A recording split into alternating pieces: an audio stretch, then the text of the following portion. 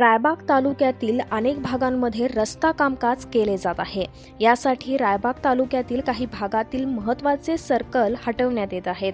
हारुगिरी गावामधील doctor B.R. Ambedkar circle, रायबागमधील क्रांतीवीर Sangoli रायना circle, एलपार्टी रस्त्यावरील माजी प्रधानी मंत्री बाबू जगजीवन राम सर्कल व हारुगिरी क्रॉस जवळील जगज्योती बसवेश्वर सर्कल तर गोळीगुड ग्राममधील आंबेडकर सर्कल अशा विविध ठिकाणांचे सर्कल रस्ता कामकाजासाठी काढण्यात येत आहेत।